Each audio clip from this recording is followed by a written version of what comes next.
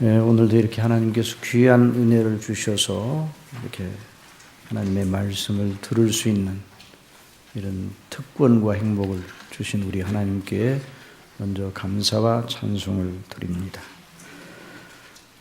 우리가 이 지상에 있는데 지금 오늘 우리 지상에 살고 있는 우리가 오늘 이 말씀을 듣고 배우는 것은 그냥 지상에서만 이 땅에서만 효력 있는, 이 땅에서만 의미 있는 무엇을 찾기 위함이 아닙니다. 여러분, 우리의 믿음이라는 것은 이 땅에서 끝나는 것이 아니라 이 땅에서 시작이 되어서 영원한 세계, 그 영광스러운 내세에 이어질 뿐만 아니라 거기에 믿음이 더 승화되고 완성이 되는 것이죠. 그러니까 우리가 배우는 이 진리는 이 땅에 있는 동안 한시적으로 통하는 진리가 아닙니다. 그것을 알고 큰 마음을 가지고 우리 하나님께서 저희들을 어떻게 사랑하셨는지, 우리를 사랑하시되 어떤 방식으로 사랑하셨는지 이것을 말씀을 통해서 배워야 합니다. 또 우리가 듣는 이 말씀, 시간마다 듣는 이 말씀은 이제까지 전혀 들어보지 않았던 무슨 새로운 그런 이야기가 아닙니다. 이미 예수 그리스도를 믿는 사람들은 처음 예수님을 믿을 때부터 시작하여 계속 들어왔던 바로 그 복음이에요. 그 복음을 반복적으로 그리고 더 강화시켜서 심화시켜서 계속 듣고 배우고 또 그것을 믿음으로 적용하고 또 우리의 경건에 적용해서 날마다 학습하고 연습해야 되는 것이죠. 그래서 경건에 이르기를 연습하라 그런 말씀을 했어요. 연습이라는 말은 반복 학습을 의미합니다. 반복 학습을 할 가치가 있는 것이 무엇인가? 진리입니다. 뭐라고요? 진리. 진리는 항상 반복적으로 우리에게 적용해야 돼요. 진리가 아닌 것을 반복하는 것은 그것은 엄청난 죄악이죠. 그래서 결국은 그 일에 대한 열매가 무서운 것으로 이제 나타나죠. 그러나 진리를 반복하는 것은 아무리 많이 해도 지나칠 수가 없어요. 그래서 하나님의 교회가 다른 어떤 새로운 어떤 메시지를 들으려고 애를 쓰는 것은 설교자도 잘못된 것이고 회중들도 잘못된 것입니다. 항상 같은 복음, 하나님의 세상을 이처럼 사랑하사 독생자를 주셨으니 이는 저를 믿는 자마다 멸망하지 않고 영생을 얻게 하려 하심이라 하신 이 놀라운 말씀, 그 말씀의 깊이가 무엇인가, 길이가 무엇인가, 높이가 무엇인가, 이것을 더 알고 그 영광과 그 은혜 속으로 더 들어가 그래서 우리 아버지의 영광을 더 인식해 나가는, 더 깨달아 나가는 이런 일이 있어야 되는데 이 일을 누가 우리 속에서 주장하시는가? 누구세요? 성령님이 그리하십니다. 성령님이 그리하셔요. 그래서 성경을 우리가 배움에 있어서 이 점은 너무너무 중요한 것입니다. 그래서 완전한 진리를 우리가 배우고 있기 때문에 그렇게 반복적으로 학습을 해야 됩니다. 오늘도 이제까지 들어보지 못했던 참 그런 말을 못 들어봤는데 그런 얘기는 이 내용 중에 하나도 없습니다. 그러나 다시 듣는 거예요. 다시 들을 때마다 또 감격하죠. 또 감사하죠. 그렇죠? 오늘 저녁 잡수신 분도 있고 안 잡수신 분도 있고 그래서 교회에서 조금 이제 이렇게 빵을 좀 나눠드렸는데 이제 배가 고프신 분은 들으시면서 옆에 분의 지장이 안 될 정도로 잡수시면서 들으셔도 돼요. 오늘만은 이제 제가 다른 때만 지금은 이제 하나님의 말씀을 듣는 예배 시간이긴 하지만 우리 주님께서도 용납하실 것이라고 생각합니다. 그래서 또 시장에 있어서 너무 배가 고프시면 안 되니까 그렇게 하셔도 좋습니다. 오늘도 이제까지 듣지 못했던 것을 새로 듣는 것이 아니라 다시 더 듣는 것인지. 이제 왜 먹는 얘기를 하는 거니? 늘 우리 교회에서 말씀을 드렸지만 배가 고플 때 밥을 먹을 때 덜 감격합니까? 감격하지 않습니까? 어떻게 이렇게 맛이 있는가? 하나님은 너무너무 이 맛있는 것을 창조하셔서 우리로 먹게 하신다. 그렇게 하잖아요. 그런데 밥 먹을 때마다 짜증이 나고, 아이고, 또 밥을 먹어야 되나? 이런 사람이 있으면요, 그 사람 빨리 병원에 가야 돼요. 그러니까 오늘도 우리 마음을 온전히 믿음으로 하나님의 성령의 인도하심 속에서 오늘 충만한 은혜를 받기를 바랍니다. 성령께서 저와 여러분을 감동하시기를 바라고 그리하실 줄 믿습니다. 자, 오늘 이제 우리 팜프렛을 참조하면서 또 진행하십시다. 오늘의 본문, 오늘 읽은 이 본문은 사도 바울의 자서전적 진술이라 이렇게 말할 수 있어요. 무슨 진술이라고요? 자서전. 자서전은 무엇입니까? 자기 일생에 대하여 자기가 쓴 글이다. 남이 쓴 글이야. 남이 쓴 글은 전기고 자서전은 자기가 쓴 글이에요. 그런데 자서전이 가치 있느냐 없느냐는 어디서 결정되는가? 자기로 자기를 헤아리면 그 자서전은 쓸모가 없습니다. 자서전을 쓰더라도 자기를 평가하는 기준을 자기에게서 찾으면 안 돼요.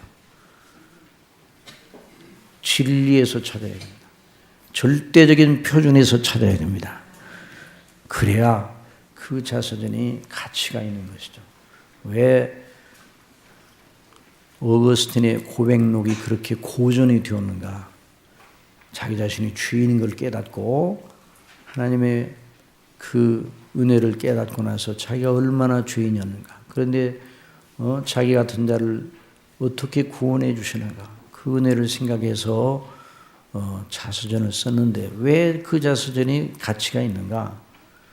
하나님의 절대적인 그 하나님의 말씀, 그 복음의 그 영광에다가 비추어 진리의 표준에다가 비추어 자기 자신의 삶을 헤아려 보았기 때문에 그 고백록이 가치가 있는 거예요. 그렇지 않고 자기로 자기를 헤아리면 의미가 없어요. 여러분 목수가 집을 지을 때 언제나 명목수 아주 명목수는 항상 무엇을 의존하겠습니까? 30년 동안 목수 일을 했어요. 그럼 뭘 의존해야 됩니까? 자기의 경험을 의존할 만하죠? 그래야 안 그래요? 30년 동안 일을 했는데 자기 경험을 의존할 만하잖아요? 자기 경험을 의존해서 일하는 목수는 명품 집을 지을 수가 있습니까? 없습니까? 생각이 잘 안 돌아가요? 다시. 오늘 제가 묻는 말에 빨리빨리 대답을 하셔야 돼요. 자기 경험에 의존해서 30년 동안 대패질을 하고 목수일을 해서 집을 졌어요. 수백 채를 졌어요. 30년 동안. 그러니까 자기 목수의 경험이 대단하죠. 그러니까 자기 경험을 의존해서 집을 지으면 명품 집이 나오겠습니까? 안 나오겠습니까? 안 나옵니다. 뭘 의존해야 됩니까? 뭘 의존해야 돼요? 항상 표준자를 의존해요. 표준자를 의존해야 자기를 의존하지 말고 뭐를 의존하라고요? 표준자, 건축의 절대 원리를 의존해야 명품 집이 나오는 것이죠. 왜 이런 말씀을 여러분에게 드리는가? 바로 오늘 읽은 이 본문 말씀이 사도 바울의 자서전적인 진술인데 왜 이 본문이 사도 바울의 개인 이야기인데 왜 우리가 그것을 들여다봐야 되며 왜 이것이 성경에 있는가?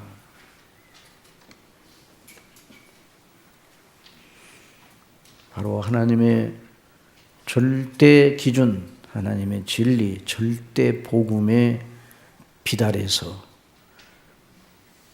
자기 일을 말하고 자기에게 주어진 놀라운 변화를 말하기 때문에 사도 바울 자신의 이야기가 아니라 하나님의 성령님께서 사도 바울을 통해서 말씀하신 거룩한 하나님의 말씀입니다. 그래서 우리가 이 말씀을 주목하면서 사도 바울을 분석해야 돼요. 사도 바울을 분석하면서 그래서 여기에 나오는 이 말씀은 본문 통해서 하나님의 성령께서 우리에게 말씀하시고자 하는 것이죠. 그러니 우리는 자 밑으로 이제 쭉 내려가면 바울의 자서전적 진술 속에서 바울에게만 해당되는 독특한 개성에 속한 것을 듣는 것이 아니라 주님께로부터 바울과 같은 사랑을 입고 구원을 받은 모든 하나님의 자녀들에게 해당되는 진리를 듣고 있는 것입니다. 그러니 이 대목은 그리스도 안에 있는 모든 이들, 누구 안에 있는 이들이요? 그리스도 안에 있는 이들, 그리스도를 믿는 이들. 저와 여러분은 누구 안에 있다고요? 그리스도 안에 있습니다. 그리스도 안에 있는 모든 이들이 공유해야 할, 함께 가져야 할 신앙 고백, 그에 따른 의식, 그에 따른 신앙의식이에요. 아까도 말씀드렸지만 이 신앙의식은 지상에서만 통합니까? 영원한 것입니다. 영원한 것이에요. 이 신앙의식은요, 우리가 하나님 앞에 갔을 때 그 신앙의식이 완성이 되는 것이죠. 그 신앙의식이 천국에 가면 없어지는 것이 아니에요. 믿음, 소망, 사랑은 항상 있을 것이라고 그랬죠. 그 중에 제일은 사랑이라 그 말씀은 그 하늘나라는 사랑의 나라랍니다. 사랑의 나라. 완성된 사랑의 나라. 믿음, 소망으로 받쳐지면서 그 사랑으로 완성되는 나라가 바로 하나님 나라예요.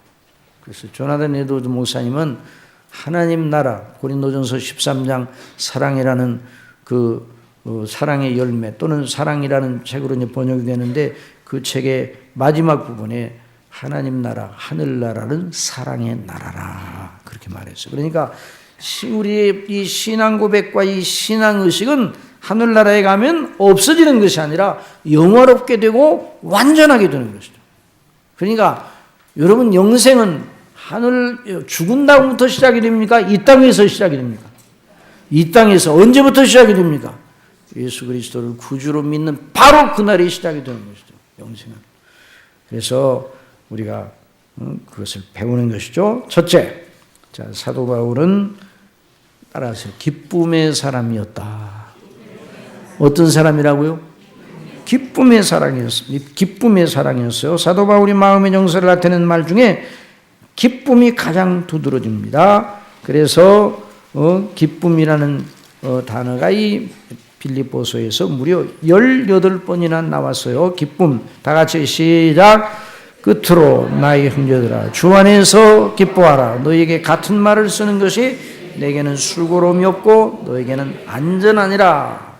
그 다음에 주 안에서 항상 기뻐하라. 내가 다시 말하노니 기뻐하라. 그러니까 이 사도 바울은 무슨 사람이라, 어떤 사람이라고요? 기쁨의 사람이에요. 기뻐하는 사람이에요. 자, 빌립보서는 로마의 지하 감옥, 차디찬 습도로 정말 견디기 힘든, 그래서 거기 갇히기만 하면 차라리 사느니 죽는 게 낫겠다 이런 생각이 얼른 들어오는 데가 바로 로마의 지하 감옥이었어요. 차디찬. 그 이태리에 무슨 돌이 많이 나옵니까? 대리석이 나오는데 이 대리는 이제 땅을 파면 그 대리석이 많이 나온다.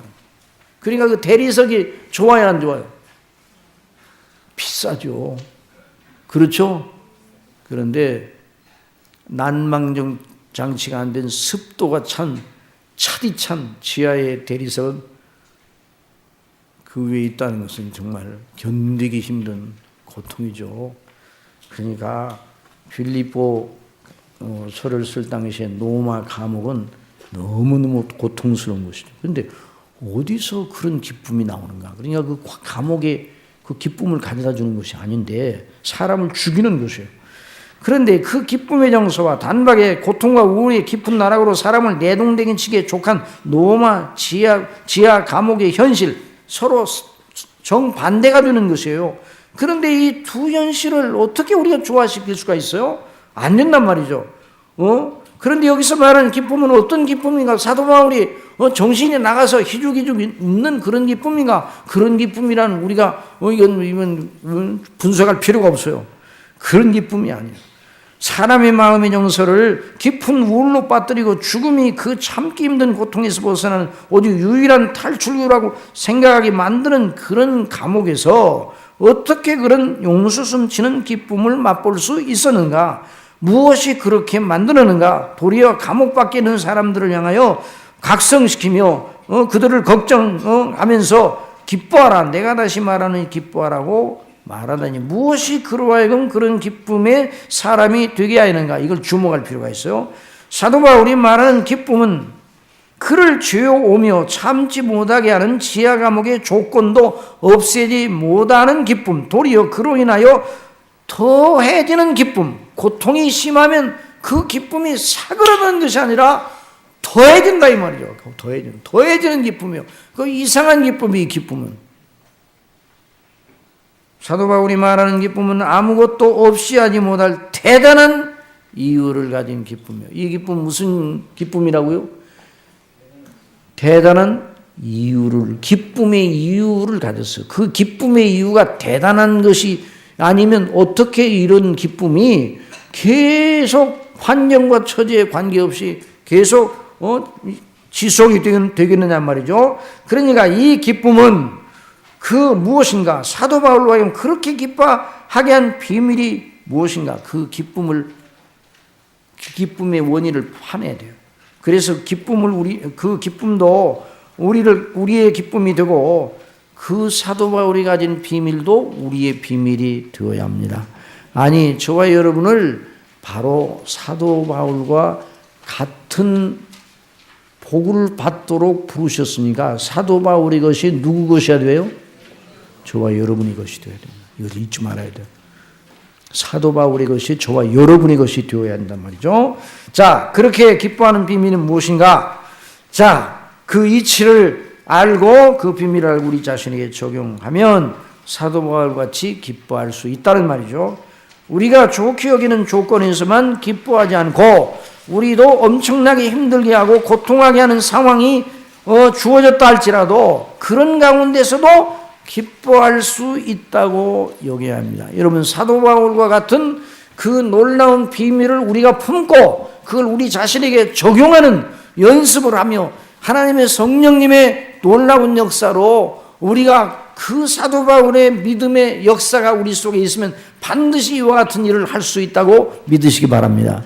우리 자신의 힘으로는 안 되는데 하나님의 성령께서 사도 바울에게 역사하셔서 이 놀라운 기쁨을 갖게 하셨으니 저와 여러분도 성령께서 역사하시면 사도 바울에게 주신 은혜를 받으면, 아니 이미 그 은혜를 받았어요. 그러니까 마땅히 우리가 기뻐해야 돼요. 그런데 기쁨이 없어요. 기쁨이 사그러졌어요. 그러니까 그걸 다시 그 기쁨의 샘이 막혀져 버렸어요. 우리에게는 기쁨의 샘이 있습니까 없습니까? 있어요 없어요? 있죠. 기쁨의 샘이. 우리 예수님께서 내가 주는 이 물은 다시 목마르겠지만 내가 주는 물을 먹는 자는 그 속에서 영생하도록 솟아나는 샘물이 되리라. 그 속에, 그러니까 나를 믿는 자는 그 속에 영원토록 솟아나는 샘이 있다 이 말이죠. 그러니까 그 샘에서 나오는 거예요. 그 샘에서. 그러니까 그 샘이, 저와 여러분의 샘이 아주 좋은 샘이에요. 지금 어떤 상태가 어떻습니까? 그 샘에서 막 이런 용수숨치는 이 기쁨이 나옵니까? 왜 그렇습니까? 돌, 여러 가지 건프렉이 그냥 모든 것이 그냥 그 샘을 뒤덮고 있어 지금. 그러니까 어떻게 이번 상위인 때 그걸 다 끄집어내고 다 헤쳐버리고 다시 샘을 정화시켜야 돼요. 그 샘은 있단 말이에요. 저와 여러분도 있어요 없어요? 따라서 그 셈이 없는 자는 구원받은 자가 아니다. 그 셈이 없는 자는 천국 못 들어가요. 예수님 믿는 사람은 다 그 셈을 가지고 있기 마련입니다. 그러니까 그 셈의 그 영광과 용솟음 치는 그 주님께서 주신 그 셈을 터쳐야 되는 거예요. 그래서 우리가 그것을 이 말씀을 통해서 알고자 합니다. 자, 그래서 그 비밀의 영광과 능력과 가치를 재발견하게 하시는 은혜를 아버지께 구하면서 이 성회를 진행하기를 바랍니다. 그 은혜를 받기만 하면 우리는 이전과는 다른 삶을 영위할 수 있습니다. 영적으로 자란다는 건 바로 그 비밀의 영광과 능력을 더 알고 그 안에서 자기를 발견하고 그 안에서 발견하는 거예요. 세워가게 하시는 하나님의 은혜 안에서 자라가는 것이 아니면 무엇이겠습니까? 자, 이걸 이제 알기 위해서는 이 본문을 따라서 자, 우리 육체를 신뢰하는 일에 허망함. 자, 사도 바울은 뭘 이 본문에서 말하고 있는가? 육체를 신뢰하면 그런 기쁨이 나올 수 없다. 다 같이 시작. 개들을 삼가고 행악자들을 삼가고 몸을 상해하는 일을 삼가라. 하나님의 성령으로 봉사하며 그리스도 예수로 자랑하고 육체를 신뢰하지 않은 우리가 곧 할례파라. 그러니까 여기 누구를 삼가라고 그랬어요? 거기 본문에 보세요. 누구를 삼가라고 그랬어요? 무슨 개? 셋밭도요. 무슨 푸들이에요. 여기서 말하는 개가 누구예요? 참 사도 바울도 참 무서운 말 했어요. 그 개는 어떤 개예요?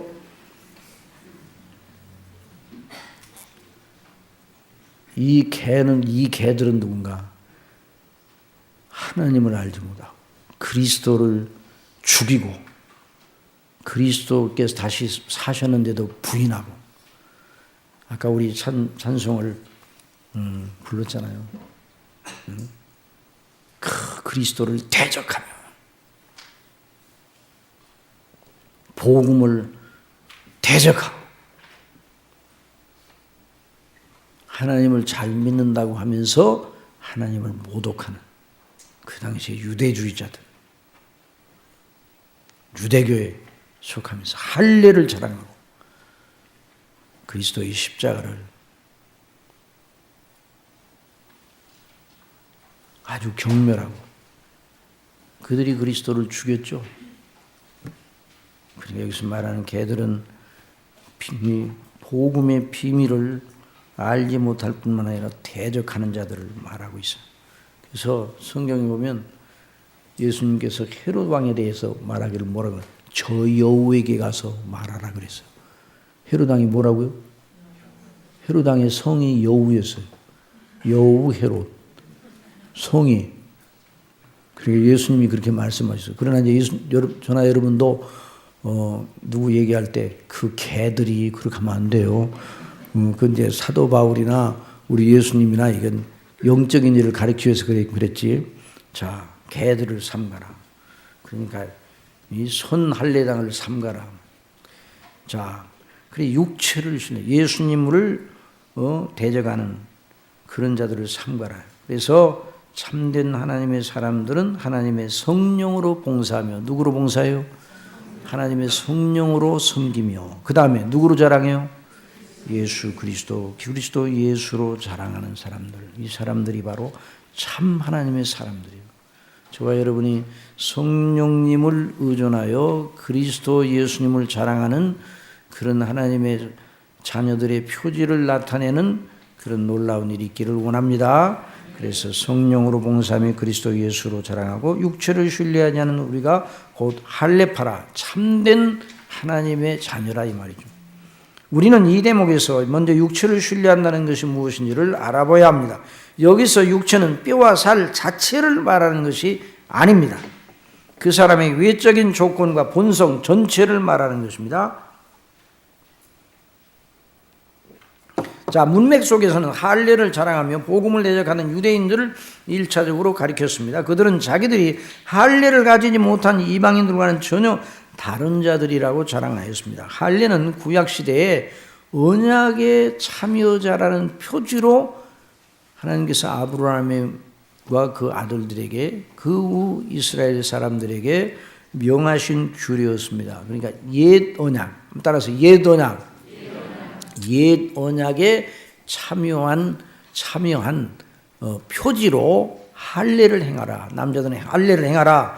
그렇게 말씀하셨어요. 그러니까 그 할례는 영적인 의미를 가지고 있는 것이죠. 뭐 육체 모양을 내리는 것이 아니에요. 그것도 할례 자체가 무슨 효능을 가진 것도 아니에요.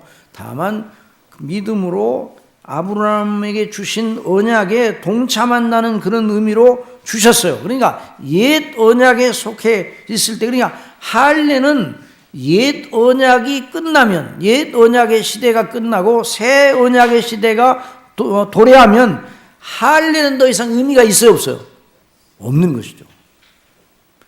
그래서 할례는 그리스도 예수님으로 말미암아 완성되는 그 놀라운 하나님의 언약을 내다보게 하는 예표로 주신 것인데, 이 할례를 자랑하라 했어요. 할례 자체를. 그러면서 복음을 대적하였습니다. 사실 그것을 자랑하던 유대인들이 이방인 빌라도의 손을 빌어 예수님을 죽였어요. 그들은 우리는 이방인들과 달리 하나님께 부르심을 받은 이 아브라함의 자손이라, 할례를 가진 복받은 족속이라, 택한 백성들이라, 이렇게 자랑하였어요. 물론 구약적인 면에서 옛 언약에 있어서는 택하심을 받은 게 틀림없어요. 그러나 그것은 옛 언약도 결국 누구를 예표하는 언약입니까? 그리스도를 예표하고 그리스도를 내다보게 하고 그리스도를 믿는 믿음의 절대성을 이렇게 예표하는, 그래서 율법 아래서 주어졌는데 그 율법은 그리스도께 인도하는 몽학선생이라고 그랬어요. 그러니까 구약시대의 규례를 그 구약시대의 규례 자체로 의미 있다고 생각하면 안 되는 거예요. 오늘날도 우리가 구약을 읽을 때 하나님께서 세우신 구약의 말씀 중에 그리스도에 비추어 그 구약을 이해를 해야 돼요.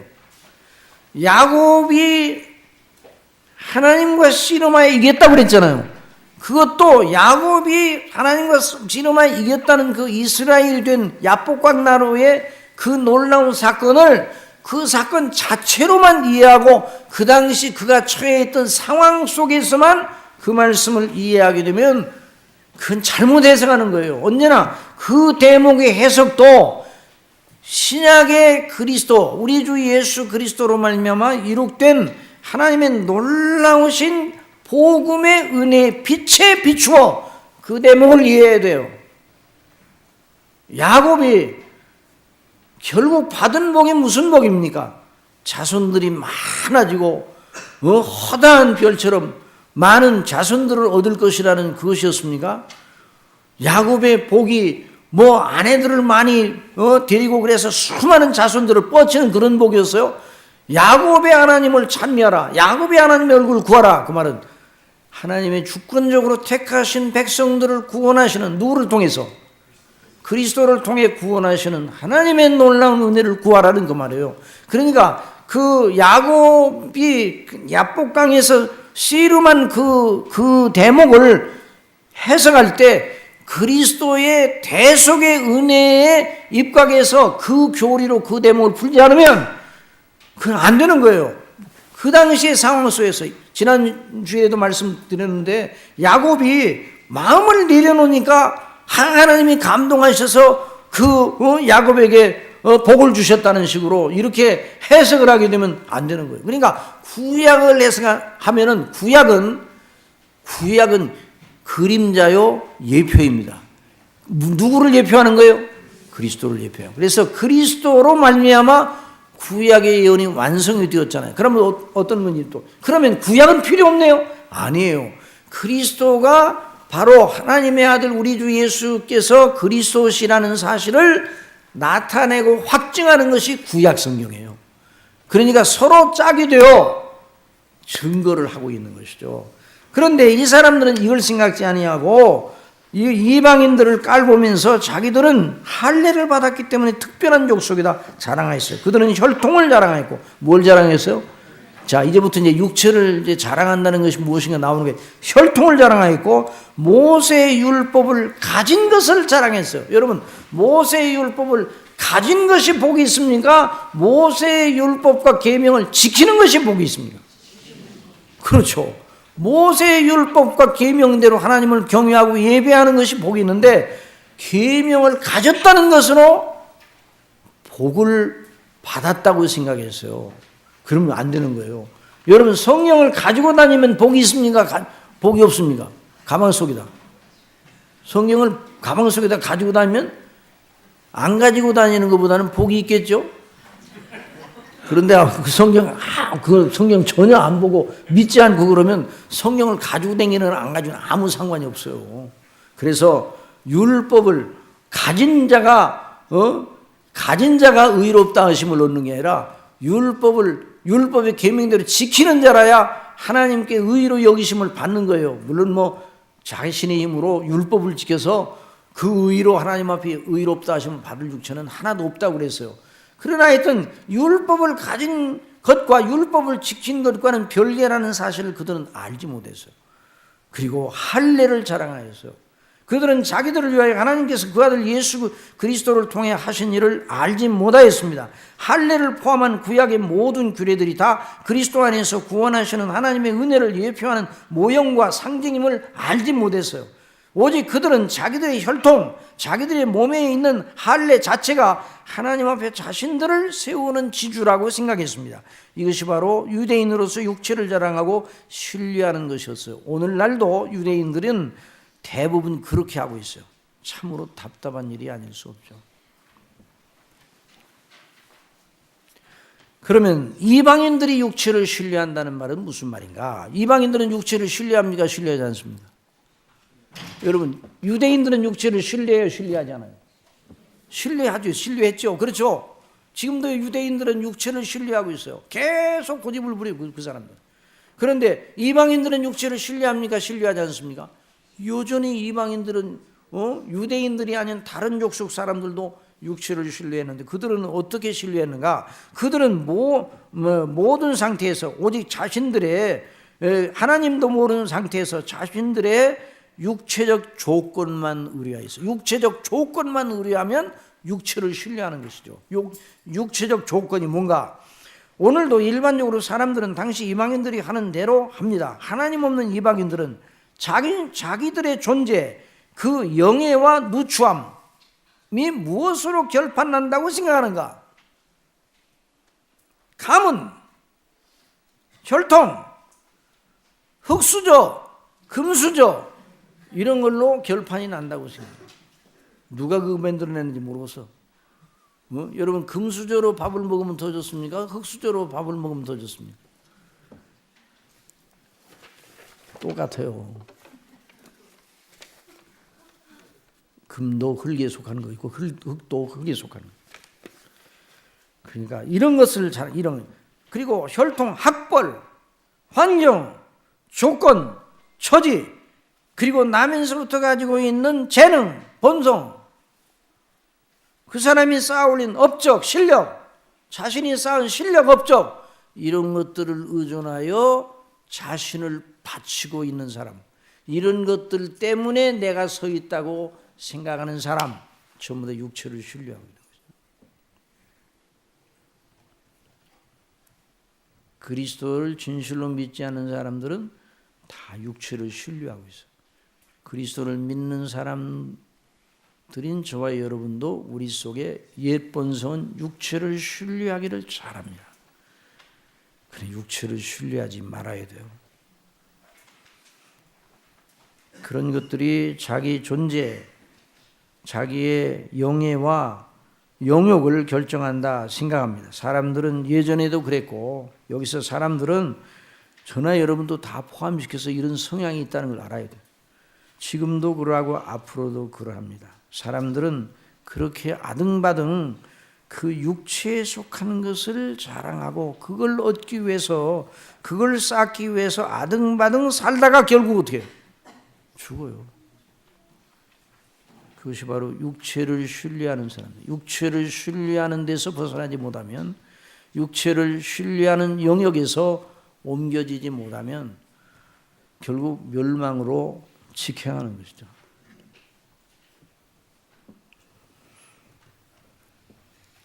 그래서 어떤 사람들은 육체를 자랑하고 자기의 조건과 혈통, 가문, 학벌, 환경, 조건, 처지를 자랑합니다. 왜? 남들보다 낫다 이거예요. 남들 앞에서 과시를 합니다. 그래서 동창회 갔다 오면 다 기분 좋게 돌아옵니까? 입이 이만큼 나와서 동창회 탁 모이면요, 자기가 얼마나 자기가 남과 다른 입장에 있고 좋은 조건이 있는가를 자랑할 거리를 가지고 다 나오는 것 같아요.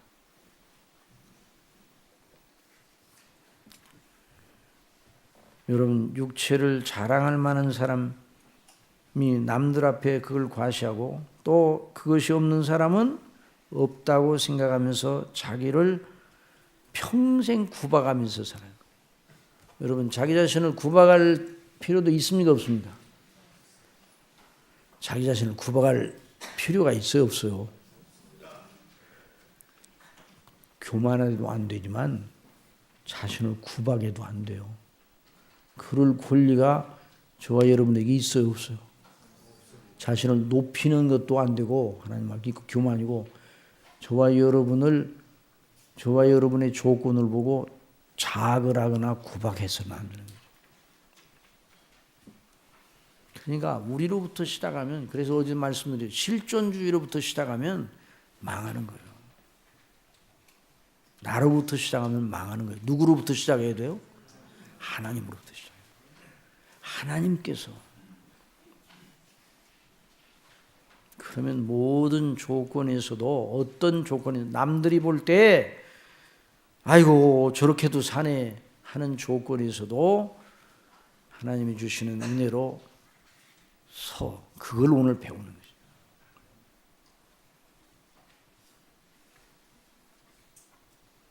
그러니까 어떤 사람들은 자기 육체의 조건을 바라보고 평생 불행하고 저주하리 살아요.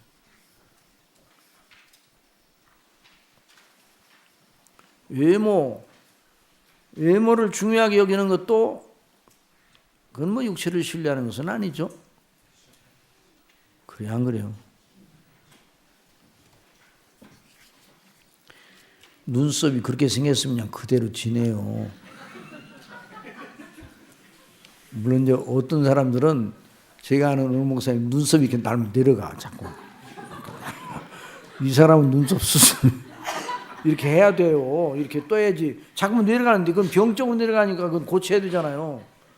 그런데 하나님께서 병적인 것도 아니고 그냥 그대로 나요. 그 얼굴에 그 눈썹이면 딱 맞는 거예요. 그 누가 그렇게 해주셨어요? 하나님이 최고의 예술사라는 걸 여러분 믿으시기 바랍니다. 그러니까 하나님을 알아야 돼요.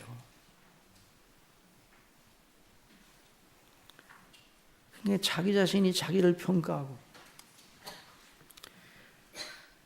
그래서 결국 왜 그렇게 되는가? 그리스도를 모르니까 그래요. 그리스도 밖에 있으면 그렇게 되는 거예요.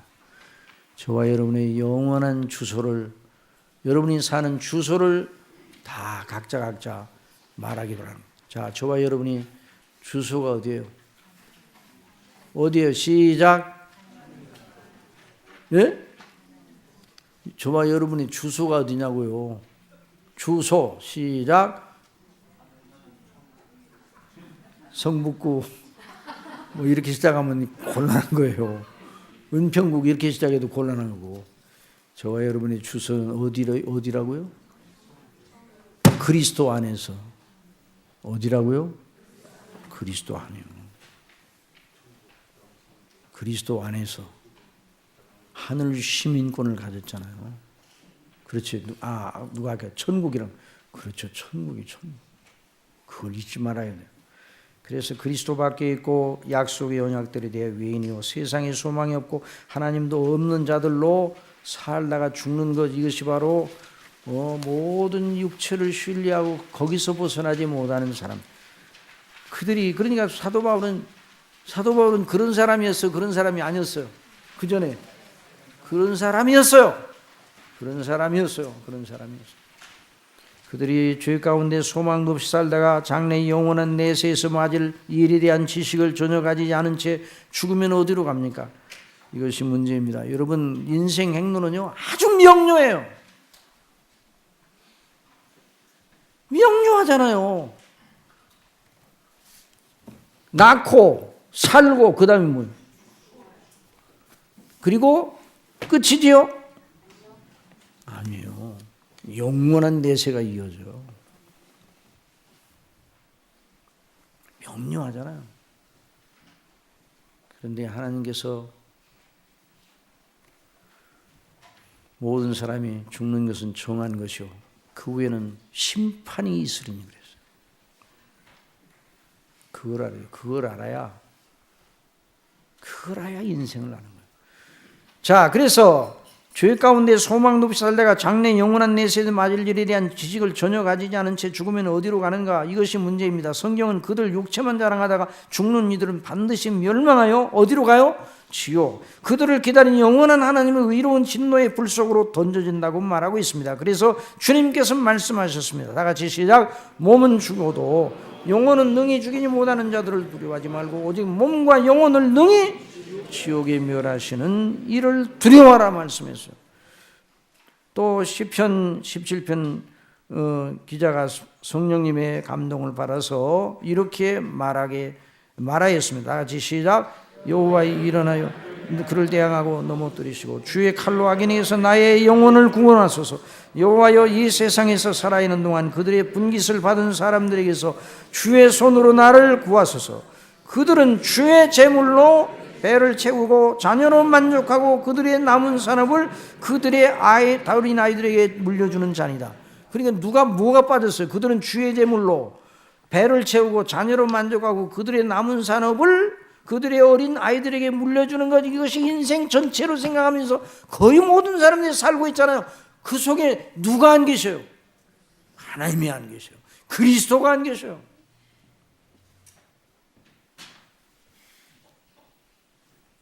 사도 바울도 이전에 그런 사람이었어요. 다 같이 시작.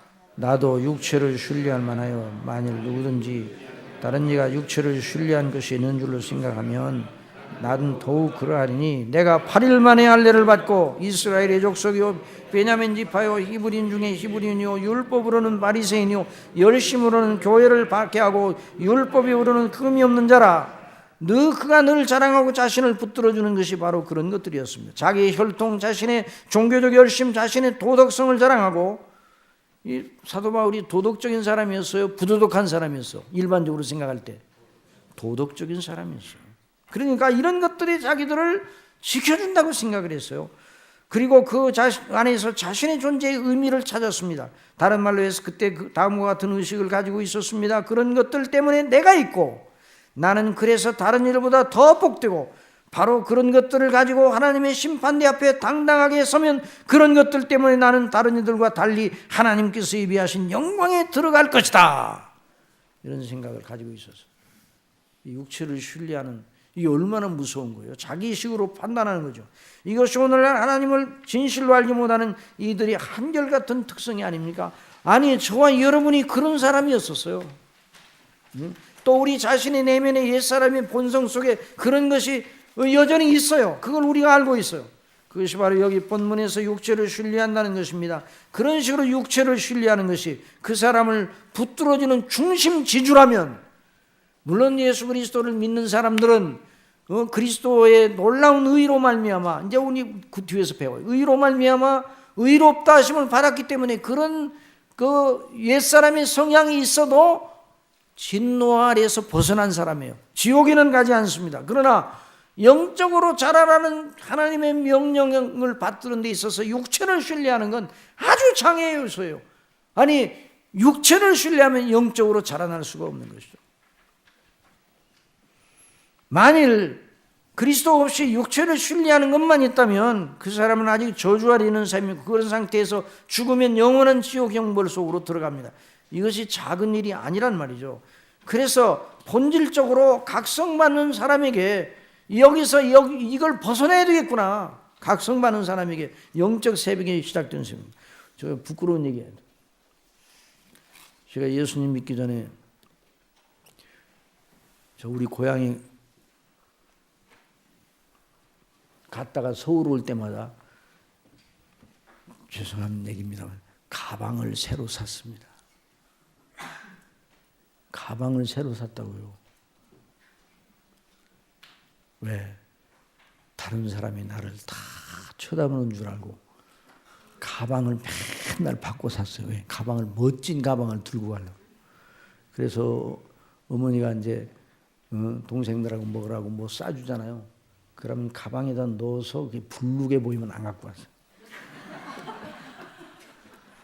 그리고 가방도 좋은 가방을 들어요. 저 시골에서 서울로 이제 방학 동안에 내려갔다 올 때마다 이렇게 방학 동안에 갔다 올 때마다 가방이 달라졌어요. 그리고 상당히 나이스했죠.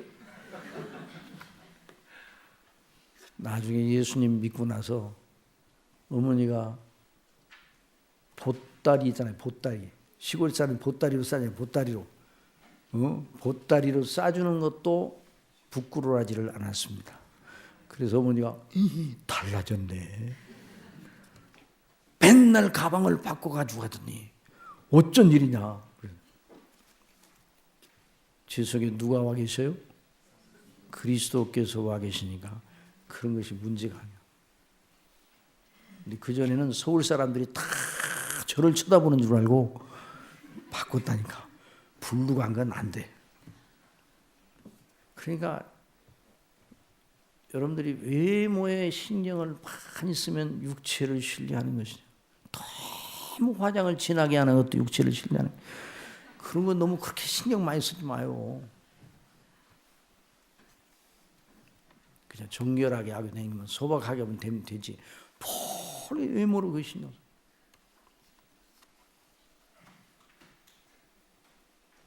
그래서 성형외과가 아주 굉장히 성실하는데 그냥 건강하면 그냥 지내요. 근데 이게 다 이게 인간 본성에서 나오는 거예요. 악한 본성에서. 자, 그래서 육체를 신뢰하는 데서 벗어나 그리스도로 영원한 그 가치를 삼고 그리스도 안에 구원받은 일을 기뻐하는 자, 그래서 오직 그리스도 안에서 자신을 발견한 사람. 사도 바울은 자서전적인 본문의 진술 속에서 바로 그 요점 그리스도 안에서 발견되는 것의 절대적 필요를 강조하는데 집중합니다. 그리스도 안에서 발견들이 함이라 그랬잖아요. 그리스도 안에서 발견들이 함이라. 그래서 이 자서전적인 지술이 가치가 있는 것입니다. 그리스도인의 간증의 진정성은 오직 하나로 판가름이 납니다. 그 간증 속에 그리스도 안에서 자신을 발견한 것이 중심을 차지하고 있으면 가치 있는 거예요.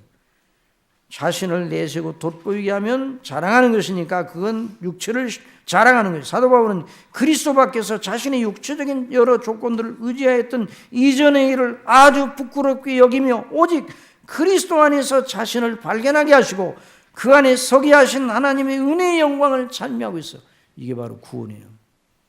다 같이 시작. 그러나 무엇이든지 내게 유익하던 것을 내가 그리스도를 위하여 누구를 위하여? 그리스도를 위하여 그리스도 때문에 그 말이에요. 그리스도를 위하여 그리스도 때문에 나 해로 여길 뿐만 아니라 또한 모든 것을 해로 여기면 내 주 그리스도 예수를 아는 지식이 가장 고생하기 때문이라. 내가 그를 위하여 누구를 위하여? 그리스도를 위하여. 그 다음에요. 모든 걸 잃어버리고 그리스도 때문에 그리스도를 위하여 모든 걸 잃어버리고 모든 걸 다 가치없게 여겼단 말이죠. 그리스도 안에서 배설물로 여겼다. 배설물 귀하게 여기는 사람이 있어요? 배설물 너무 아까워가지고 버리지 아까워가지고 가방 속에 넣어갖고 다니는 사람이 있냐고요. 그러니까 이게 대단한 표현이에요. 다른 모든 걸 배설물로 여겼다고 해요.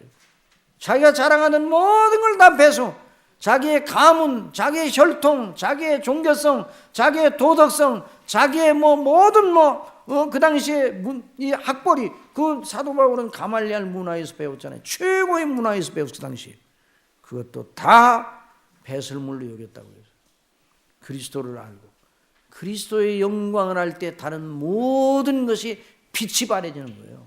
그걸 여기서 말하고 있는 거예요. 그래서 모든 걸 이룬 배설물을 여기면 그리스도를 얻고, 누구 안에서? 그리스도를 얻고 그 안에서 발견들이. 누구를 얻고?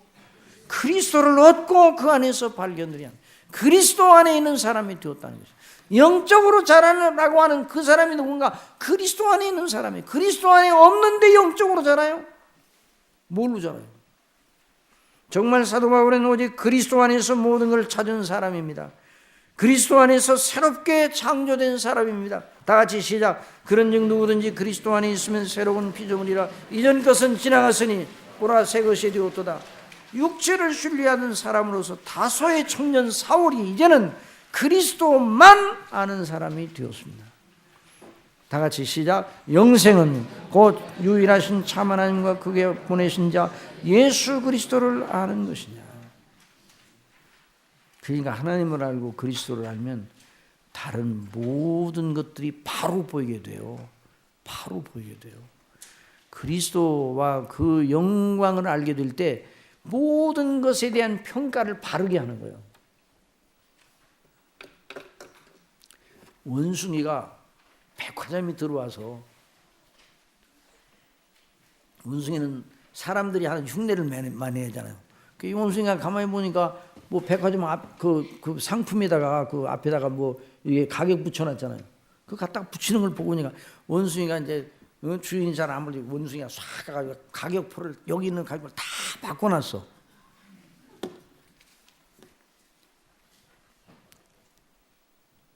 $10,000,000짜리 시계 앞에다가 $10,000,000짜리 갖다 붙여. 다 바꿔놨어.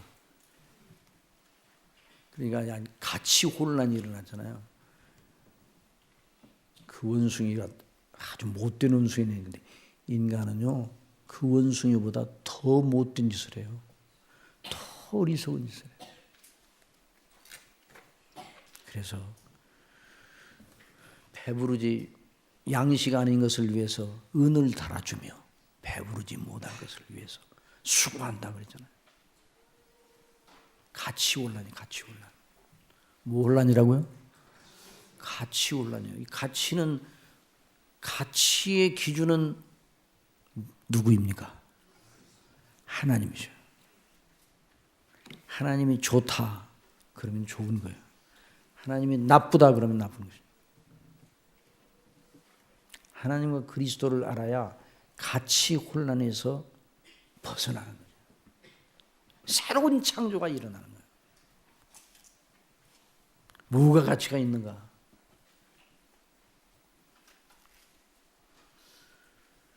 그래서 사도 바울은 모든 사람들 곧 예수님을 믿음으로 말미암아 그 은혜로 구원 곧 영생을 얻은 사람들이 본을 삼도록 하나님께 세우신 모델이에요. 하나의 패턴, 본이에요. 다 같이 시작. 내가 그리스도를 본받는 자 된 것 같이 너희는 나를 본받는 자가 되라. 그래서 우리는 사도 바울을 주목하는 것입니다. 그를 우리의 숭배의 대상으로 삼고자 함이 아니라 그가 예수 그리스도를 믿는 자로서 어떻게 하였는지를 보고자 함입니다. 그리스도 안에서 그가 새 사람 되면서 보이는 것이 그 사람의 개성이 아니라, 개성이 아니에요. 자, 예수 그리스도를 믿으면 개성이 달라집니까? 개성이 달라지지 않습니까? 자, 예수님 믿으면 개성이 달라집니까? 안 달라집니까? 달라지겠어요? 안 달라지겠어요? 개성이? 개성이 안 달라져요. 예수님 믿으면 얼굴이 확 달라집니까? 그 얼굴이 그 얼굴이에요.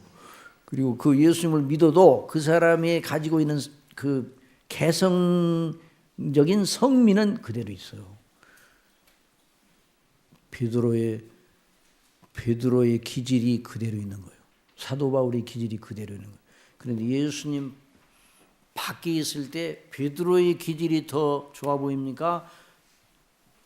바울의 기질이 더 좋아 보입니까? 여러분 같으면 어떤 기질을 택하겠습니까?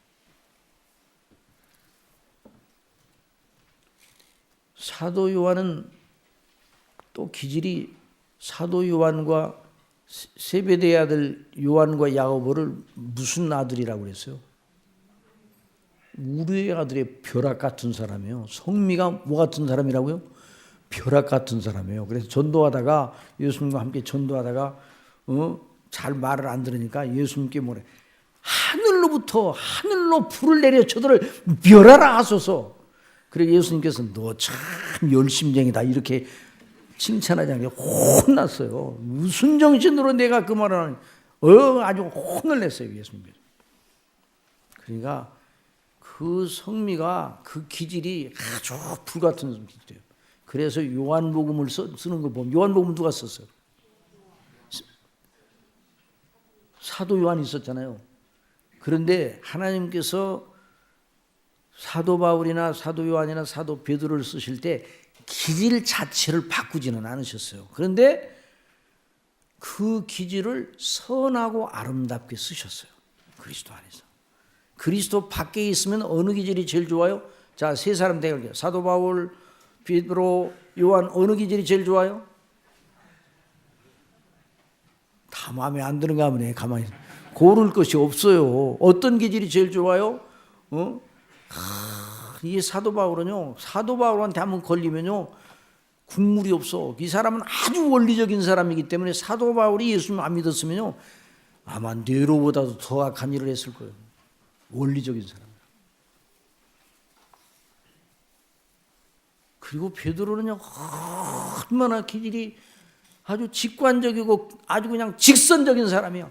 남이 이렇게 계산하고 자 예수님이 이제 쭉 이렇게 오셨잖아요. 물 위로 걸어오셨잖아요. 그러니까 다들 무서워 유령인 줄 알고 두려워하고 있는데 예수님께서 내니 두려워하지 말라 그렇게 말씀하시니까 빌립은 정말 저분이 예수님인가 아직도 따지고 있어. 빌립은. 그런데 베드로는 따질 여유가 없어요. 저를 오라 하소서 그래 아주 천막 맨나 먼저 뛰어내렸어요. 그래서 바람과 바다를 보다가 그냥 폭 빠져 또 들어가요. 그러니까 얼마나 급한지 몰라요. 그런데 하나님께서 베드로를 통해서 성령 충만한 베드로는 3,000명을 회개시키는 도구로 사용하시잖아요. 그렇죠? 그런데 이제 사도 요한을 보면요. 여러분 요한복음과 다른 복음서와 좀 달라요? 안 달라요? 다른 복음서는 뭐 누가 누구를 낳고 누가 누구를 낳고 누가 누구를 낳고 그래서 예수님이 태어날 때는 이렇게 태어나고 뭐 이제 시험 받으실 때는 이렇게 시험 받고 공중에 나타나 이렇게 하고 병을 고치시고 그러니까 구약에 있는 말씀과 이렇게 비춰볼 때 그러므로 이분이 바로 이 메시아가 아니냐 이런 식이에요. 다른 복음서는. 그런데 사도 요한이 쓴 복음서는 태초에 말씀이 계시니라. 그 말씀이 하나님과 함께 계셨고 그 말씀이 곧 하나님이시나. 누구를 두고 하는 소리예요? 그러니까 이렇게 말하는 거니까 예수님은 바로 하나님이시다 이렇게 소리를 치고 시작하는 거예요. 그러니까 결론을 뒤에 가서 한참 서론 그다음에 뭐 본론 그다음에 결론을 맺기가 너무 답답한 거예요. 이게 사도 요한은 하나님께서 그렇게 사용하신 거예요. 결론을 먼저 딱 내려놓고. 그래서 요한복음 1장 1절에서 18절에 나오는 그 부분을 나머지 요한복음 전체는 그 부분을 설명하는 대목이라고 할 수가 있어. 그런 분이 십자가에 못 박혀 죽으셔서 우리를 대속하셨다. 그래서 그를 믿음으로 말미암아 누구든지 영생을 얻도록 하기 위해서 이 요한복음을 쓴다. 그래서 요한복음 20장에서 그렇게 말했잖아요. 그러니까 기질과 개성은 바뀌지는 않습니다. 그런데 하나님의 성령께서 아름답게 그 모든 것들을 사용하시죠. 자, 그러니까 여기서 말하는 이 사도 바울의 개성이 없지 않아 있기는 한데 영생 얻은 모든 사람들이 공유해야 될 본질, 그 성령의 열매가 무엇인가를 보여주는 거예요. 이 대목은 사도 바울에만 독특하게 해당되는 것이 아니고 모든 하나님의 사람들에게 해당되는 중요한 진리를 보여주고 있습니다. 물론 사도 바울 개인에게만 해당되는 독특한 환경과 조건이 없는 것은 아니라 그러나 사도 바울이 그 환경과 조건에 집중한 것이 아니라 자기를 불러내어 그리스도 안에 있게 하신 하나님의 은혜의 진수와 자신이 그 은혜에 합당하게 어떤 의식을 가지고 있는지를 보여줍니다. 그래서 그의 신앙 의식은 모든 하나님의 사람들이 공유해야 하는 요점입니다. 이 본문이 말하는 신앙 의식이 없는 일, 이 본문대로 우리 신앙 의식을 가져야 돼요. 한번 따라하세요. 그리스도 안에서 그리스도를 위하여 그리스도를 아는 지식이 가장 고상함은 이나요. 그 안에서 발견되려 한다. 이런 의식이 모든 우리 믿는 하나님의 사람들 속에 있도록 성령께서 역사하신다는 말이에요. 있어야 하고 있도록 역사하신다는 말이에요. 그러니까 이 성령이 기록하신 거예요. 그래서 정말 우리가 성령을 읽을 때 이걸 언제나 잊지 말아야 돼요. 자, 그러면 이제 그 다음에 구면 보세요. 사도 바울의 서신들 전체에 드러난 바로는 정말 그리스도 없이는 존재 자체가 의미가 없다는 식으로 충만했던 사람이 사도 바울이었어요. 그리스도가 없는 바울, 나는 의미가 없다 이렇게. 그리스도 없는 바울. 여러분, 저와 여러분도 그리스도 없는 저와 여러분 생각할 수 있어요, 없어요? 없어야 돼요. 그리스도 없는 저와 여러분, 예수님 믿고 구원받은 우리가, 하나님의 자녀가 예수님 없는 우리, 이건 있을 수가 없어요. 생각할 수조차 없어요. 그래서 그런 의식으로 충만했던 사람이에요. 그래서 다 같이 빌립보서 1장 20절 시작. 나의 간절한 기대와 소망을 따라 아무 일이든지 부끄러워하지 아니하고 지금도 전과 같이 온전히 담대하여 살든지 죽든지 내 몸에서 그리스도가 존귀히 되게 하려. 누가 존귀히 돼요? 그리스도가 존귀히 되는 것이에요. 내가 사는 목적이 그리스도의 이름이 존귀히 되는 거예요. 이 사람은 완전히 그리스도에게 완전히 미친 사람이 미친 사람. 그래서 베스도가 뭐라고 했어? 그대의 학문이 그를 미치게 했다 그랬잖아요. 그러니까 내가 미친 것이 아니라 정신 차릴 말을 하거니와 이 결박당한 것 외에는 다른 사람들이 다 나와 같기를 원한다 그랬어요. 그리스도께 미친 사람이 되기를 바랍니다. 어느 목사님이 은퇴를 하시고 나서 대구에 있는 큰 교회를 이제 담임하시더니 은퇴를 하셨어요. 정년 은퇴를 하셨는데 그 목사님이 후배들에게 하고 싶은 말, 그리스도에게 더 미치지 못한 것이 후회가 된다. 그래서 그리스도로 미친 사람들이 되기를 바랍니다. 그 사람들이 정말 제정신 차린 사람들이에요. 그래서 그 다음에 갈라디아서 2장 20절 시작. 내가 그리스도와 함께 십자가에 못 박혔나니 그런 얘기. 이제는 내가 사는 것이 아니요 오직 내 안에 그리스도께서 사신 것이라. 이것이 바로 믿음의 사람들이야. 그리스도를 아는 지식, 기계란 무엇인가? 그러나 무엇이든 내게 유익하던 걸 내가 그리스도를 위하여, 다 같이 읽어보세요.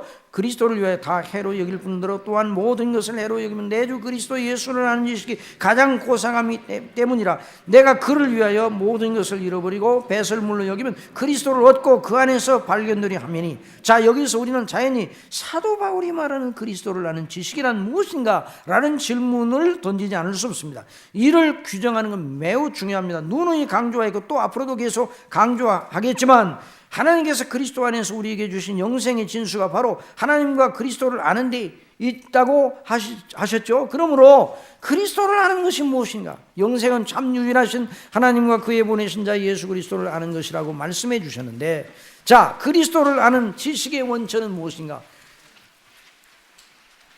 이 내용이 많아요. 이 내용이 많아가지고 이걸 다 알려면 참말로 중요한 내용인데, 결론적으로 시간이 이제 오늘도 10시 전에는 끝나고 가도록 하겠습니다. 그러니까 염려하지 말고. 그런데 이게 너무너무 중요한, 그리스도를 아는 지식의 원천이 무엇입니까? 결론이 뭐겠어요? 성경이에요. 따라서요. 성경. 저와 여러분이 그리스도를 아는 지식의 원천이 성경이라는 걸 언제나 잊지 말아야 돼요. 여러분, 하나님과 그리스도를 아는 지식을 얻는 원천으로 우리에게 성경을 주신 하나님께 감사하시기를 바랍니다. 여러분, 직접 하나님을 만나면 하나님을 알겠어요? 모르겠어요? 직접 하나님을 만나면 하나님을 더 잘 알겠어요? 모르겠어요? 더 잘 알겠다고 생각을 우리가 하잖아요. 그러면 또 여러분에게 묻겠습니다. 하나님을 모시고 있는 하늘에 있는 천사들 있잖아요. 그 사람들은 하나님을 아는 지식이 상당히 많기는 하겠죠. 그런데 하나님과 함께 있으니 그들이 하나님을 아는 지식이 그들에게 많이 있었다 이렇게 생각하면 안 돼요. 왜냐하면 그들도 하나님께서 그들로 알게 하신 분량만큼만 아는 거예요. 아시겠어요? 천사들의 지식도 하나님을 아는 지식도 하나님께서 알게 하신 분량만큼만 아는 거지 자기 힘으로 하나님을 연구해가지고 아는 게 아니에요. 또 모세가 하나님과 대면하여 말씀을 받았다고 그랬는데 친구가 친구를 만나서 대면하듯이 했다고 그랬잖아요. 모세가 하나님의 얼굴을 보았습니까? 보지 못했습니까? 못 봤어요. 하나님의 얼굴을 보면 내 얼굴을 보고 살짝 없다 말씀하셨어요. 하나님의 영광을 보여주세요. 가나안 땅에는 못 들어가지만 하나님의 영광을 보여주세요. 그러니까 내 얼굴을 보고 살짝 없느니라. 그래서 하나님의 등만 보여주세요. 등만. 그리고 바위 틈에다가 모세를 숨기고 손으로 가리고 내 등만 네 앞에서 지나갈 테니까 내 등만 보여주겠다 그랬거든요. 그러니까 하나님을 안다 하는 것은 우리 자신의 힘으로는 안 되고 하나님께서 주신 방식을 따라 살아야 되는데 바로 오늘 저와 여러분은 성경이에요. 모세도 하나님께로부터 율법을 받았지만 율법을 통해서 하나님이 누구신가를 알았지 하나님에 대한 체험 자체를 통해 하나님을 안 게 아니에요.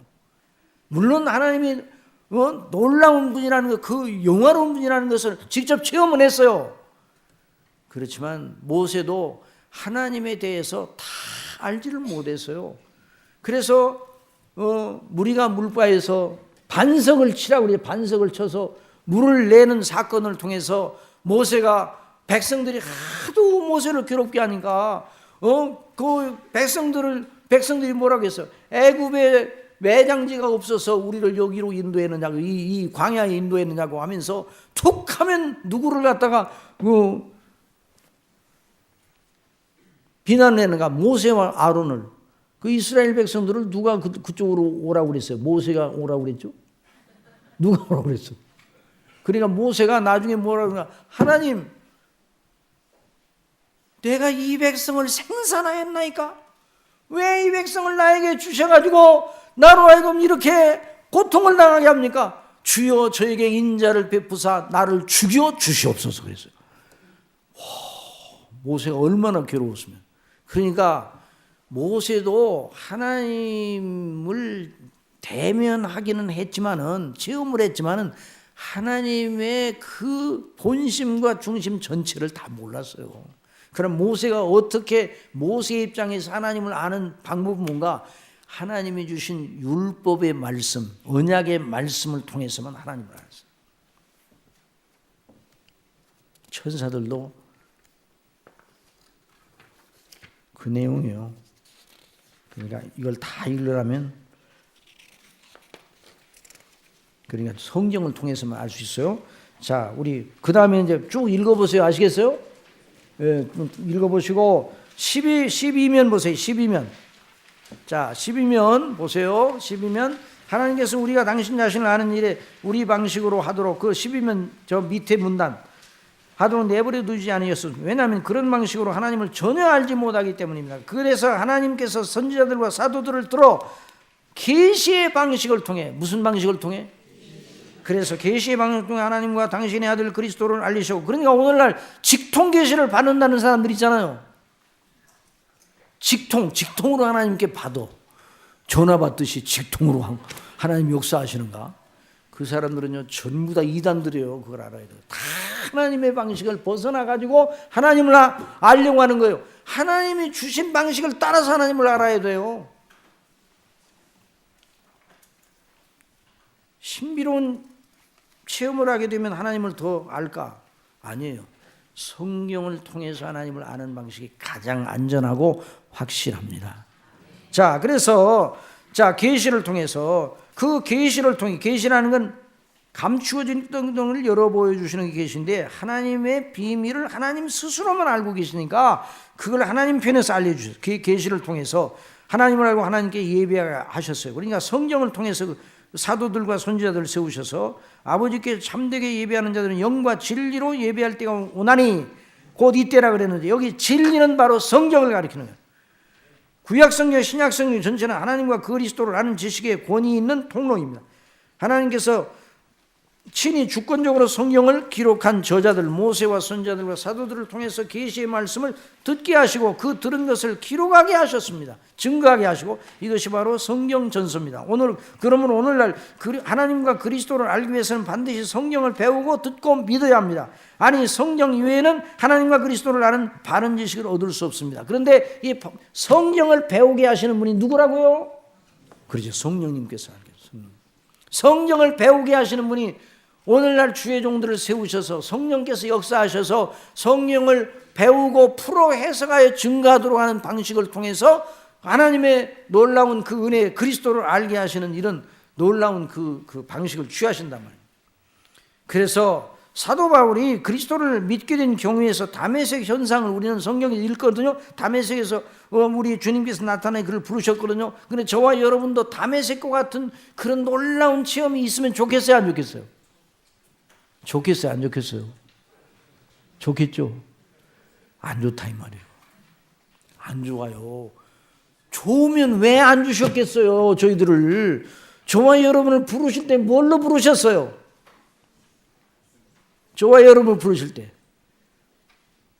너희가 거듭난 것이 썩어질 씨로 된 것이 아니라 썩지 아니할 씨로 된 것이니 항상 살아있는 하나님의 말씀으로 되었느니라. 뭘로 되었느니라고요? 하나님의 말씀으로, 성경 말씀으로 너희에게 전한 복음이 이 말씀이라. 그러니까 성경이 성경. 오늘날 말합니다.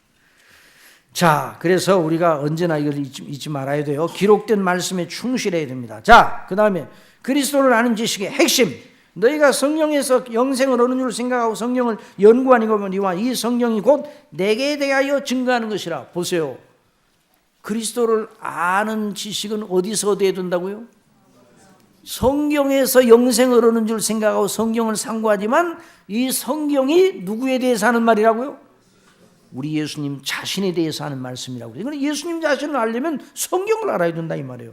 그리스도를 아는 지식의 핵심은 무엇입니까? 바로 하나님의 계시의 말씀인 성경대로 하나님 아들께서 자기 백성들을 죄에서 구원하시기 위하여 사람이 되시어 백성들의 죄를 지시고 십자가에 못 박히시고 장사한 지 사흘 만에 부활하심으로 말미암아 그 백성들을 죄에서 완전히 구원하시는 예수님을 아는 것, 그것이 바로 그리스도를 아는 지식이에요. 예수님을 가리켜 그리스도로 한 것은 바로 그분께서 구약 성경 속 약속대로 모든 걸 완성하신 기름 부으심을 받은 자, 대선지자, 대제사장, 임금님으로 만왕의 왕으로 오셨기 때문에 바로 그리스도. 사도 바울은 고린도 교회를 목회하였던 일을 상기하면서 말하며 내가 너희 중에서 예수 그리스도와 그의 십자가에 못 박히는 것 외에는 아무것도 알지 아니하기로 작정하였습니다. 그와 같이 그리스도를 아는 지식의 핵심은 우리의 구원을 위한 그리스도의 은혜 행사, 곧 그리스도와 그 십자가에 못 박히심과 부활하심과 연결되어 있습니다. 복음의 핵심은 그리스도를 아는 지식입니다. 자, 그런데 참 중요한, 근데 그리스도를 아는 지식인데 이걸 좀 더 풀어서 이제 나누어서 생각을 해야 돼요. 그리스도를 아는 지식 속에 나누어 생각할 수 있는 세 가지 요소가 있어요. 몇 가지 요소가 있다고요? 이건 아주 매우 중요한 일이에요. 이건 매우 중요해요. 여러분 이 팜프렛을 가지고 와서 지금 공부를 하고 어떻게 해야 돼요? 집에 가서는요, 휙 집어던져놓고 그 다음에 내일 또 하나 주겠지. 어디다 넣는, 그러지 말고 이걸 차곡차곡 모아가지고 이걸 책으로 만들어가지고 여러분들에게 각자 나눠드릴 수는 아직 그런 입장은 아니니까 이게 책이나 마찬가지예요. 계속 읽으셔야 돼요. 자, 그런데 그리스도를 아는 지식 속에 나누어 생각할 세 가지 요점이 있어요.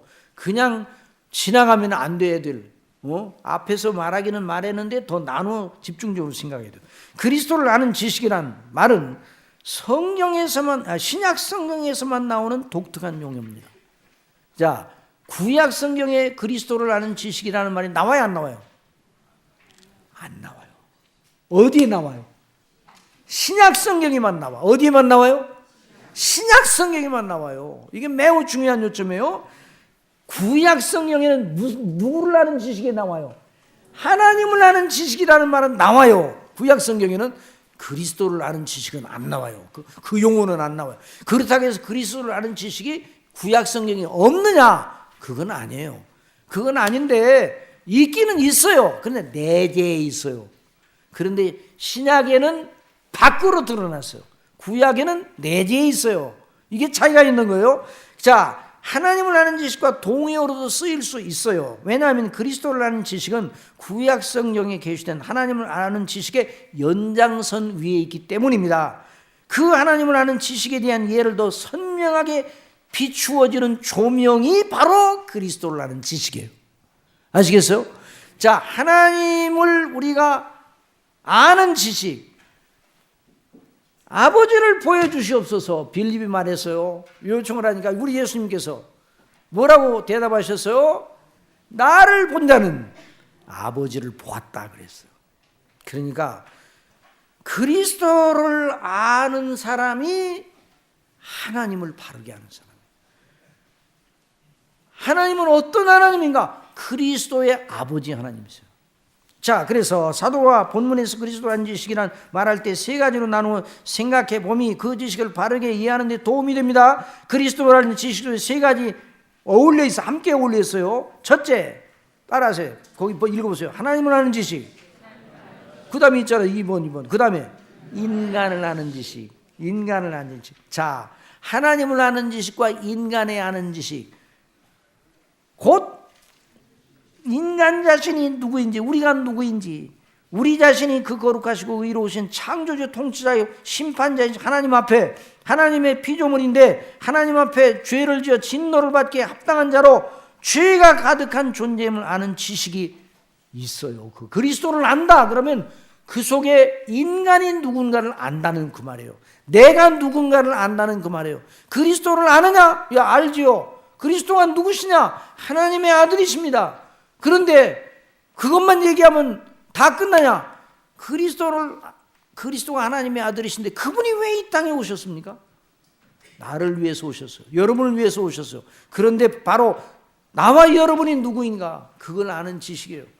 자, 세 번째, 그 다음에 그 인간을 그리스도를 통해 그 죄과에서 구원하여 죄와는 상관없는 완전한 의인으로 새롭게 영화롭게 하시는 하나님의 은혜의 방식을 아는 지식이에요. 자, 따라서 그리스도를 아는 지식은 하나님을 알고 내가 죄인임을 알고 하나님께서 그럼에도 불구하고 그리스도 안에서 나를 구원하신 놀라운 은혜를 아는 것이다. 요 세 가지. 너무너무 중요한 것이에요. 다 같이 거기 본문 읽어보세요. 시작. 하나님이 미리 알으신 자를 또한 그 아들의 형상을 본받게 하게 미리 정하셨으니 이는 그로 많은 형제 중에서 맏아들이 되게 하려 하심이니라. 또 미리 정하신 그들을 또한 부르시고 부르신 그들을 또한 의롭다 하시고 의롭다 하신 그들을 또한 영화롭게 하셨느니라. 그랬으니까 하나님을 아는 지식 이제 나눠봅니다. 자, 구약 시대에는 그리스도를 아는 지식이란 말과 하나님을 아는 지식이란 말만 나옵니다. 그러므로 우리가 여호와를 알자. 시작. 그러므로 우리가 여호와를 알자. 심서 여호와를 알자. 그의 나오시면 새벽빛같이 일정하니 비와 같이 땅을 적시는 늦은 비와 같이 우리에게 임하리라 하리라. 내 백성이 지식이 없으므로 망하는도다. 내가 지식을 버렸으니 나도 너를 버려 내 제사장이 되지 못하게 할 것이요 내가 네 하나님의 율법을 잊었으니 나도 내 자녀들을 잊어버리리라. 저희는 번성할수록 내게 범죄하니 내가 저희의 영화를 면하 욕이 되게 하리라. 이스라엘 자손들아 여호와의 말씀을 들으라. 여호와께서 이 땅 거민과 쟁면하시나니 이 땅에는 진실도 없고 인애도 없고 하나님을 아는 지식도 없고 그가 또 언약을 배반하고 악행하는 자를 괴울로 타락시킬 것이나 오직 자기의 하나님을 아는 백성은 강하고 용명을 바라리라. 그러니 하나님을 아는 지식은 하나님께서 구약 성경 모세의 율법과 선지자들의 글에 계시된 대로 하나님의 속성 성품, 완전한 성과 거룩성, 그 앞에서 피조물인 인생이 마땅히 행할 바가 무엇인지 아는 지식을 함축하고 있어요. 그러니까 하나님을 아는 지식 속에 율법이 그 역할을 하게 합니다. 두 번째, 인생을 아는 지식. 하나님의 진노 아래 있단 말이에요. 진노 아래. 진노 아래는 인간이 비참을 아는 것이에요. 자, 여기서 우리가 강조할 것은 구약 성경 앞에서만 하나님을 아는 지식의 거울에 비추어. 뭐에 거울에 비추어요? 하나님을 아는 지식의 거울이 비추어 인생이 나면서부터 죄의 본성을 가지고 있어서 그 행함이 어릴 때부터 배역하여 하나님의 진노, 지옥 형벌을 받기에 합당한 그런 상태란 말이죠. 그 우리는 하나님께서 인간에게 가지신 필연적이고 본질적 정서가 흔히 사랑이라고 이해를 합니다. 자, 여러분, 하나님은 사랑이라 맞습니까? 틀립니까? 하나님은 사랑이시라 맞아요? 틀려요? 그러나 하나님은 사랑이시라는 말을 앞에다 놓으면 안 돼요. 오늘 현대교회가 너무너무 이 순서가 잘못되어 있어요. 하나님은 사랑이시다는 말을 먼저 놓고 거기서부터 시작해요. 아니에요. 하나님은 진노하시는 하나님이에요. 하나님이 인간에 대해서 가지고 있는 첫 번째 정서는 무엇인가? 진노예요, 진노. 하나님은 우리 인간을 사랑하시는 의무가 있어요, 없어요? 있습니까, 없습니까? 있지. 오늘날 사람들이 현대 그리스도인들 생각하는 건 다 하나님께서 나에게 잘해 주셔야 돼요. 아니, 하나님이 이러실 수가 있어요? 하나님 정말 하나님을 믿었는데 이러실 수가 있어요? 이런 식이에요, 믿음이. 하나님 앞에 우리는 사랑을 받을 만한 근거가 조금도 없어요. 하나님이 우리를 사랑하신 말 다 진노를 받기에 합당하단 말이에요. 그러니까 우선적으로 하나님께서 인간에게 가진 본질적 정서는 진노가 아니라, 사랑이 아니라 진노예요. 천국이 아니라 지옥이에요, 지옥. 거기서부터 시작을 해야 돼요. 그런데 하나님께서 저와 여러분을 너무나 사랑하셔서 당신의 독생자를 주시기까지 아끼지 아니하고 사랑하셨단 말이에요. 그래서 그 하나님의 사랑이 감격적인 거예요. 만일 하나님이 우리를 사랑하셔야 한다는 그런 당위성을 가지고 출발하면 하나님의 아들이 우리를 위하여 십자가에 못 박혀 죽으신 것에 대해서 감격합니까? 감격 안 해요. 절대 감격 안 해요. 그런 구주는 필요 없다. 그래, 이스라엘 유대인들이 왜 예수님을 아직도 안 믿는가? 십자가에 죽은 그 사람이, 그런 자가 어떻게 자기들의 구주가 될 수 있느냐는 거예요. 죽으면 다 끝나는데. 그러니까 하나님의 사랑을 먼저 말하면 안 돼요. 하나님께서 행한 대로 보응하시는 예요. 여러분 믿습니까? 원래는 하나님께서 행한 대로 보응하셔요. 로마서 2장 6절로 8절 다 같이 보세요. 시작. 하나님께서 각 사람이 그거 행한 대로 보응하시되 참고 선을 행한 영광과 존귀와 썩지 않음을 구하는 자에게는 영생으로 하시고 오직 당을 지어 진리를 따르지 않은 불의를 따르는 자에게는 진노와 분노로 하시리라. 그래서 구약성경 읽어보면 하나님의 진노가 드글드글 끓어요. 모세를 통해서도 그러고 그 선지자를 통해서도 그러고 하나님의 진노가 너무 분해서 견딜 수 없어요. 그래서 하나님께서 지옥을 만들어 놓으시고 너무 분해서 영원히 노를 풀지 않는 곳이 지옥이에요. 지옥이란 말이죠. 영원히 노를 거두어 드릴 수가 없어요. 너무너무 분이 나셔서. 그게 지옥이에요. 그런데 하나님께서 불쌍히 여기셔서, 긍휼에 풍성하신 하나님께서 불쌍히 여기셔서 구원하시기로 뜻을 정하셔 택한 백성들을 구원하실 뜻을 정하셔서 당신의 아들 우리 주 예수님이 이 땅에 오셔서 구원자로 오셔서 구원을 이루게 하셨어요. 그런데 그냥은 하나님 신성만 가지고는 구원이 이루어지지 않아요. 그래서 인성을 취하셔서 대속지물이 되어야 돼요. 그래서 구약의 율법 속에, 모세를 통해 율법 속에 하나님의 공의에 대한 법이 모세의 율법 속에 들어있어요. 그런데 모세의 율법 속에 여전히 자비의 법, 제사법이 들어있어요. 제사법은 뭐예요? 짐승을 죽여드리는 제사 아니에요. 짐승이 누구 때문에 죽었어요? 그 많은 짐승이 누구 죄 때문에 죽었어요? 백성들의 죄를 지고 죽었어요. 그런데 그건 예표고 하나님의 아들이 사람이 되어 하나님께 드릴 생축이 되어서 하나님 앞에 대속제물로 드릴 것을 미리 예표하신 거예요. 그래서 하나님께서 영원히 진노하실 것을 거두시고 우리를 구원해 내시려는데 그냥은 안 되는 거예요. 그래서 우리 주 예수 그리스도를 십자가에 못 박아 죽게 하셨어요. 하나님께서 그 하나님의 뭐 힘이 없어서 그 아들을 거기서 죽게 내버려 두셨어요. 죽게 만드신 거예요, 하나님께서. 그래서 그 십자가에 못 박혀 죽으신 그 우리 예수님께 영원히 저와 여러분을 향하여 진노할 그 의분을 십자가에 돌리신 예수님께 다 푸셨어요. 완전히 다 푸셨어요. 완전히 다 푸셨어요. 여러분 이걸 알아야 돼요. 거듭 뭐 그걸 10번도 20번도 말하고 앞으로도 계속 제가 말씀 드리고 싶어요. 뭐예요? 하나님의 진노, 공의의 진노가 완전 무결하게 집행되는 두 곳이 있어요. 하나는 지옥이요, 또 하나는 어디예요? 갈보리의 십자가의 예수님이셔요. 거기에서 하나님의 공의가 완전 무결하게 시행이 된 거예요. 그래서 예수님을 믿는 자는 정죄함이 없어요. 하나님의 진노가 예수님 안에 있는 사람에게 내릴 수가 없어요. 그건 법리상으로 안 되는 거예요. 값을 지불했는데 밥을 먹고 값을 지불했는데 사장이 나오면서 더 내라고 그래요?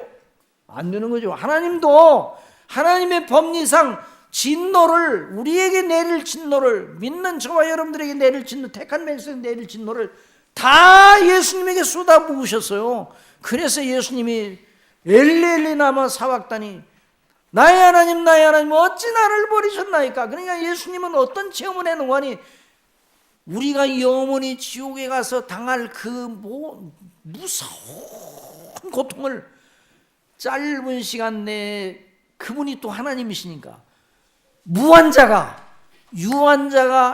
영원히 받아야 할 분량을 무한자가 유한한 시간 속 안에 다 받아내셨어요. 그리고 다 이루었다 하셨습니다. 바로 그 놀라운 예를 아는 것이 바로 그리스도를 아는 지식입니다. 그래서 그리스도를 위하여, 그리스도 때문에 내가 모든 걸 거기에 비춰보니까 다른 모든 것은 다 배설물이요, 자기가 자랑하는 모든 것 다 의미가 없어요. 그래서 육체를 신뢰하지 아니한다고 그랬어요. 내가 가진 의는 내게서 난 것이 아니라 그리스도를 믿음으로 말미암아 하나님께로부터 난 의라. 그러니까 하나님과 그리스도 사이의 거래로 이루어진 의예요. 의. 예수님이 아버지의 뜻대로 이루시기 위해 이 땅에 오셔서 율법에 순종하셔서 완전한 의를 이루시고, 그 의인이, 죄가 없으신 그 의인이 저와 여러분의 대속제물로 죽으셨어요. 저 진노를 받으셨어요. 그래서 그 의가 저와 여러분에게 입혀져서 저와 여러분이 값없이, 따라서 값없이 은혜로 입혀져 가지고 전가되어 우리를, 하나님 아버지께서 우리를 향하여 선고를 내리셨어요.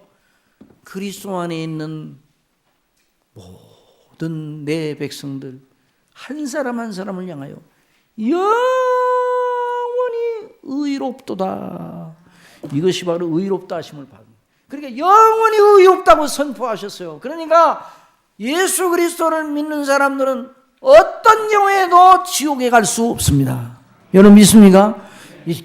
예수님 없이 어떤 사람도 천국에 갈 수 없어요.